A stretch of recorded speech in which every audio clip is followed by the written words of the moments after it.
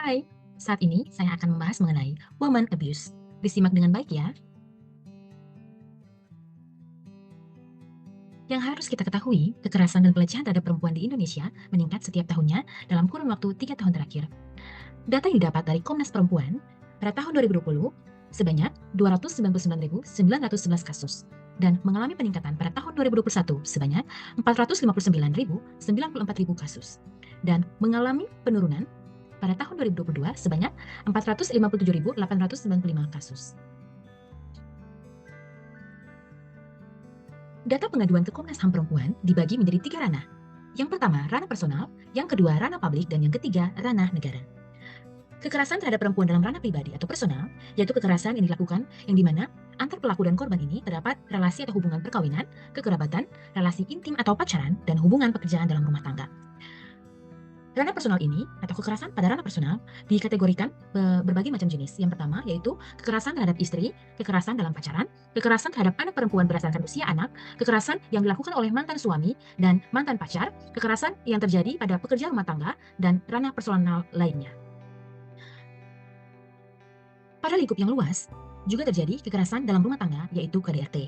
Bentuk kekerasan yang paling banyak terjadi di ranah personal adalah kekerasan psikis. Yang kedua, yaitu ranah publik. Kekerasan berbasis gender terhadap perempuan dalam ranah publik ini terdiri dari yang pertama, kekerasan di wilayah tempat tinggal perempuan itu sendiri, kemudian yang kedua, kekerasan di tempat kerja, kekerasan di tempat umum, kekerasan di lingkungan pendidikan, dan yang kelima, perdagangan orang dan kekerasan terhadap buruh migran.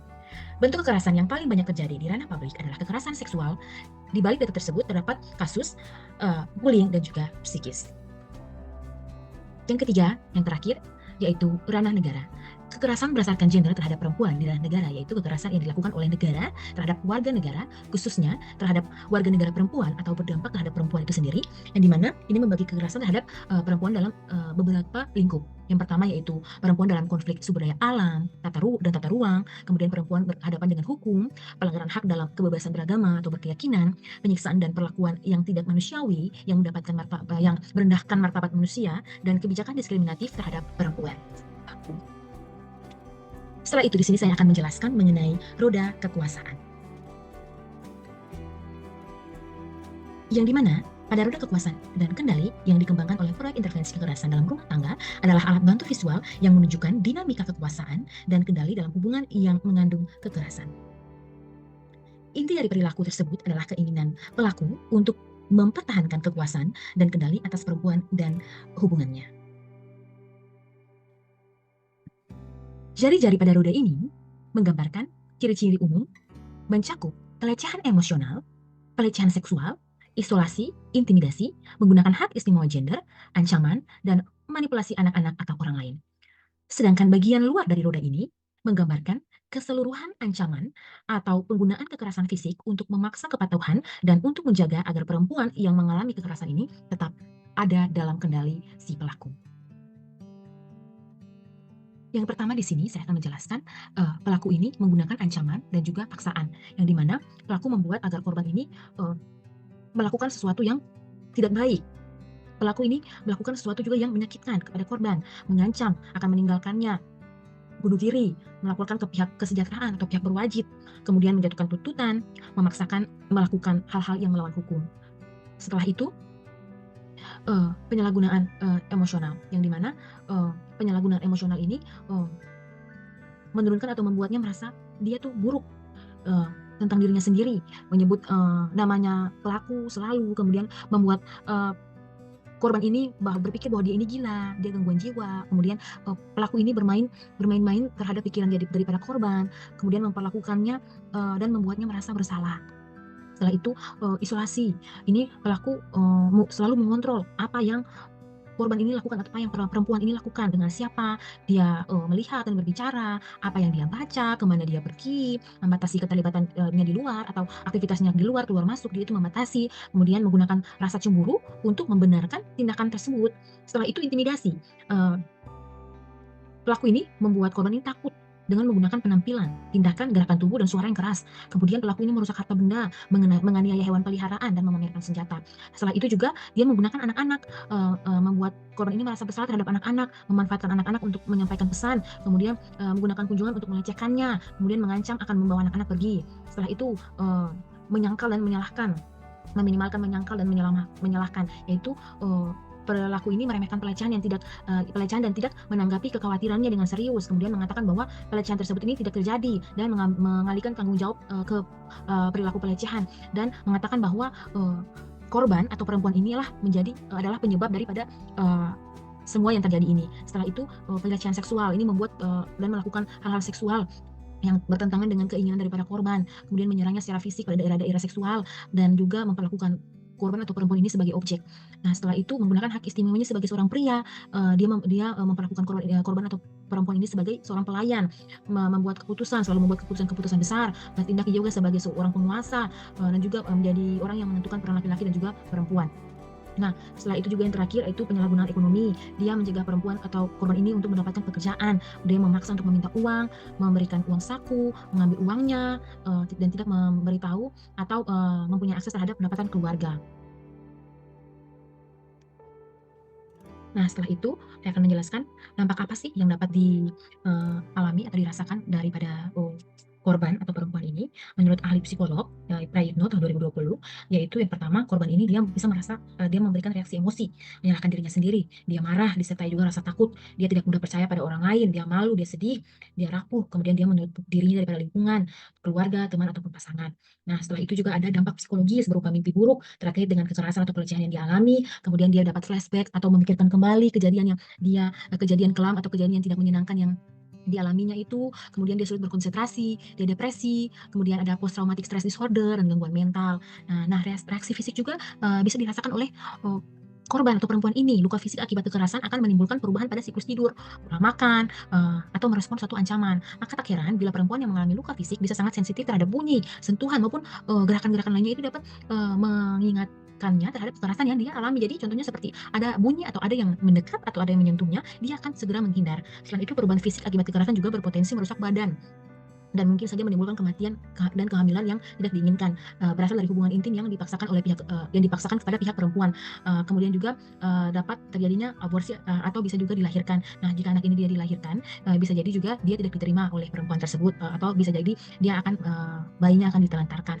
Nah, selain itu hubungan intim yang tidak dia inginkan ini atau dipaksakan ini, di mana seperti dia dapat melakukan pelecehan atau pemerkosaan, ini juga berpotensi menularkan penyakit HIV/AIDS dan penyakit kelamin atau penyakit menular lainnya. Nah, dalam jurnal-jurnal penelitian yang saya dapati, ada dampak juga yang terjadi pada perempuan, dampak daripada kekerasan pada wanita ini, yang dimana terganggunya aktivitas harian, dia merasa tertekan, dia merasa cemas, harga dirinya seperti hilang, harga dirinya rendah, dan juga dia menganggap bahwa dirinya ini negatif.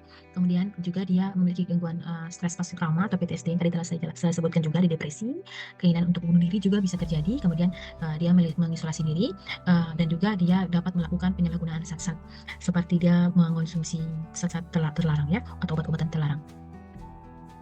Nah, di sini kita sebagai perawat ini dapat melakukan screening dan pengkajian psikologi terhadap pasien, yang terlebih khususnya korban kekerasan dan juga korban-korban atau korban-korban pemerkosaan lainnya. Ini kita dapat melakukan screening dan juga pengkajian, yang dimana kita bisa mengajukan pertanyaan yang mengakui pelecehan tersebut. Kita memvalidasi pengalaman wanita tersebut, kita kaji keamanan secara langsung, jelajahi opsi, kita rujuk layanan kekerasan terhadap perempuan atas permintaan perempuan, kemudian dokumentasi interaksinya. Nah, dalam pengkajian dan screening ini kita menggunakan assessment tools for news atau kuesioner yang dapat kita berikan kepada pasien, yang dimana di sini ada tiga asesmen ini, ada 3 poin ada dalam assessment tools for news ini. Yang pertama di sini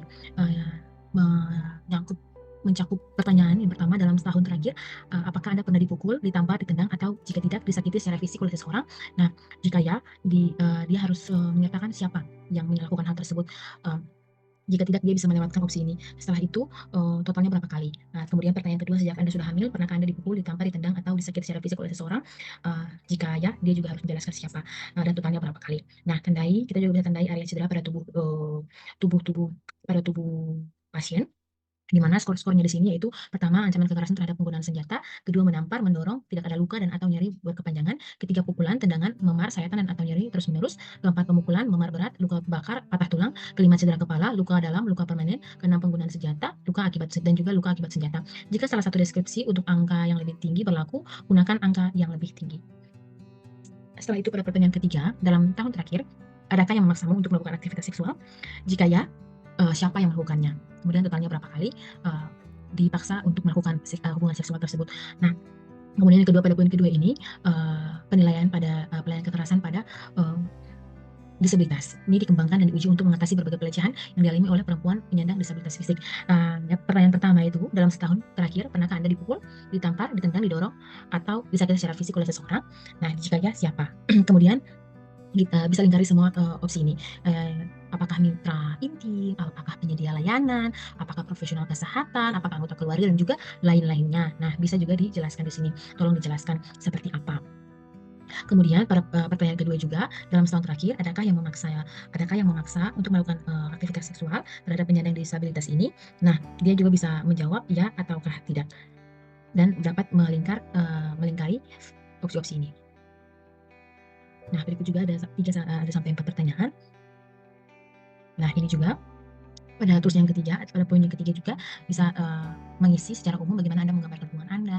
Pertanyaan kedua, apakah Anda pasangan bertengkar? Kemudian apakah pertengkaran pernah membuat Anda merasa sedih atau buruk? Dan ini ada pada sampai 8 pertanyaan. Ini bisa dipilih salah satu saja jawaban. Sering, kadang-kadang, atau tidak pernah. Nah, setelah itu, kita ada pada pertanyaan. Kita dapat mengajukan pertanyaan-pertanyaan atau kita dapat mewawancarai korban ini secara pribadi, dan namun sebelum kita masuk dalam pertanyaan, kita bisa melakukan penjelasan terlebih dahulu secara sederhana apa yang akan kita tanyakan nanti. Yang dimana pertama contohnya, karena pelecehan terhadap perempuan sangat umum terjadi dalam kehidupan banyak orang, sekarang saya bertanya kepada semua klien saya tentang hal itu. Banyak perempuan yang saya lihat menghadapi pelecehan dalam hubungan mereka. Ada yang terlalu takut dan tidak nyaman untuk mengungkapkannya sendiri. Jadi saya mulai menanyakan secara rutin. Nah, setelah itu kita boleh mengajukan pertanyaan yang spesifik. Nah, apakah kamu pernah disakiti atau diancam oleh seseorang? Apakah kamu saat ini atau pernah berada di hubungan yang secara fisik disakiti, diancam, atau dibuat merasa takut? Apakah kamu pernah diancam secara emosional, fisik, atau juga dilecehkan secara seksual oleh pasangan Anda atau seseorang yang penting dalam di hidup Anda? Nah, setelah itu juga kita bisa mengajukan pertanyaan yang khusus untuk pada para remaja wanita. Nah, di sini kita bisa menjelaskan bahwa setiap orang berhak untuk merasa aman dan memilih apa yang terjadi pada tubuhnya. Nah, terkadang orang mengatakan dan melakukan hal-hal yang mungkin terjadi pada kita, menyakitkan dan membuat kita merasa bingung dan tidak nyaman. Nah, kita bisa mengajukan pertanyaan bahwa pernahkah ada orang yang membuat merasa seperti itu? Nah, setelah itu biarkan pasien atau korban ini merespon terhadap pertanyaan-pertanyaan kita. Nah, adapun pada saat kita mendefinisikan sakit, kita bisa menggunakan bahasa yang sesuai dengan usia daripada korban. Nah, setelah itu kita bisa menghindari kata-kata yang buruk. Contohnya seorang anak muda mungkin dia ini mengartikan kata buruk sebagai orang yang jahat atau telah melakukan kesalahan. Kemudian kita menghindari menggunakan pertanyaan yang mengarahkan atau bersikap langsung dan to the point.